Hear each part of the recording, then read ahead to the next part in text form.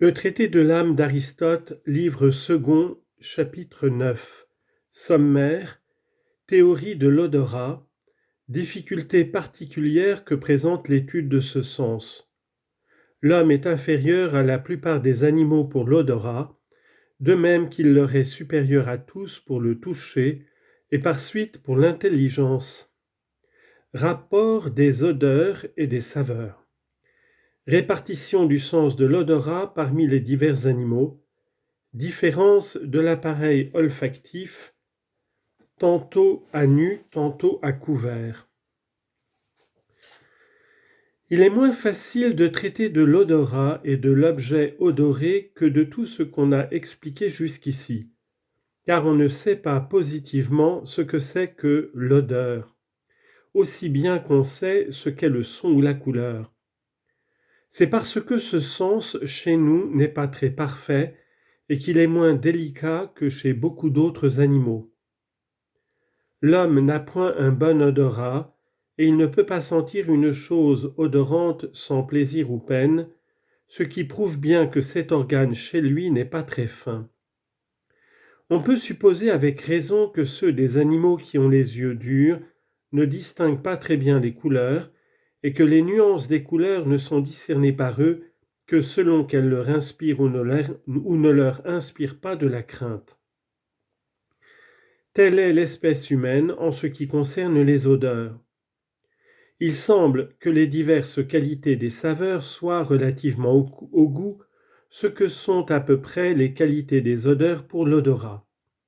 Mais le goût chez nous est encore plus parfait, parce que c'est une sorte de toucher, et que l'homme a ce dernier sens excessivement délicat. Pour les autres, il est fort au-dessous de bien des animaux, mais pour le toucher, il est fort au-dessus de tous, ce qui fait aussi qu'il est le plus intelligent des animaux. La preuve, c'est que même parmi les hommes, les uns sont naturellement bien doués pour ce sens et que les autres le sont mal, tandis qu'il n'y a rien de pareil pour les espèces inférieures, et ainsi les hommes qui ont la chair dure sont mal doués pour l'intelligence, ceux qui ont la chair douce sont au contraire bien doués. Et de même qu'il y a des saveurs agréables et des saveurs amères, de même aussi pour les odeurs. Mais si à certains égards l'odeur et la saveur ont des analogies, par exemple si une odeur est douce comme une saveur est douce, à d'autres égards l'odeur et la saveur sont tout le contraire. Il y a bien encore odeur âpre, forte, aigre et faible, mais, comme nous le disions, les odeurs n'étant pas aussi nettement distinctes que les saveurs, elles ont reçu leur nom de ces dernières à cause de la ressemblance même des choses. Ainsi, on a appelé douce l'odeur du safran et du miel, et forte celle du thym et des plantes de ce genre. On en peut dire autant pour le reste des odeurs. Il en est des autres sens comme de l'ouïe. Elle est relative à ce qui s'entend et à ce qui ne s'entend pas. Un autre sens est relatif à ce qui est visible et à ce qui est invisible. De même, l'odorat est relatif à ce qui est odorant et à ce qui ne l'est pas. On dit d'un corps qu'il est inodore, tantôt quand il n'a pas du tout d'odeur, tantôt quand il en a peu, ou qu'il a une très faible odeur. Et l'on dit au même titre qu'un corps est sans goût. L'olfaction se fait aussi par un milieu tel que l'air et l'eau, car les animaux aquatiques paraissent avoir également le sens de l'odorat. Les animaux qui ont du sang et ceux qui n'en ont pas possèdent ce sens aussi bien que ceux qui vivent dans l'air, car il y en a beaucoup qui sont attirés de fort loin vers leur proie par l'odeur qu'ils en ont reçue. Et c'est là précisément ce qui fait la difficulté de savoir pourquoi. Si tous les animaux odorent de la même façon, l'homme odore en aspirant et cesse d'odorer lorsqu'au lieu d'aspirer il expire ou retient son souffle. Alors il ne peut plus percevoir l'odeur ni de loin ni de près, non plus que lorsqu'il pose l'objet en dedans du nez sur la narine même. Un phénomène commun à tous les animaux, c'est que l'objet placé directement sur l'organe cesse tout à fait d'être senti.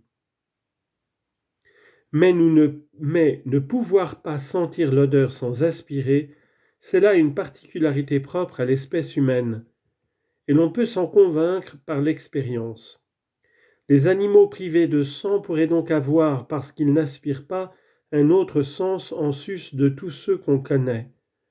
Mais il est impossible qu'ils en aient un autre, puisqu'ils sentent aussi l'odeur. En effet, la sensation de l'odeur d'une chose qui a un parfum, soit agréable, soit désagréable, est une olfaction. Et l'on voit les animaux de ce genre tués par les odeurs très fortes qui tuent aussi l'homme, comme l'asphalte, le soufre et autres corps analogues.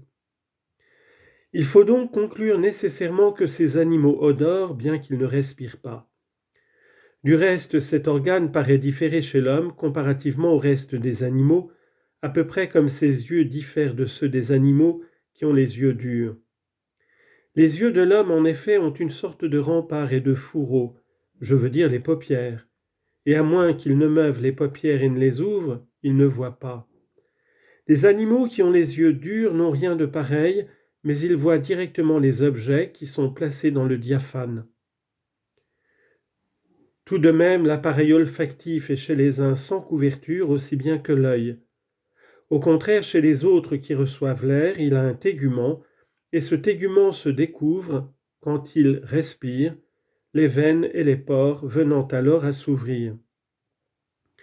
Et voilà pourquoi les animaux qui respirent n'odorent pas dans l'eau. C'est que pour odorer, ils doivent nécessairement aspirer, et que dans l'eau, il leur est impossible de le faire. D'ailleurs, l'odorat s'applique au sec, tout comme le goût s'applique à l'humide. Et en puissance, l'organe olfactif est analogue à l'objet auquel il s'applique.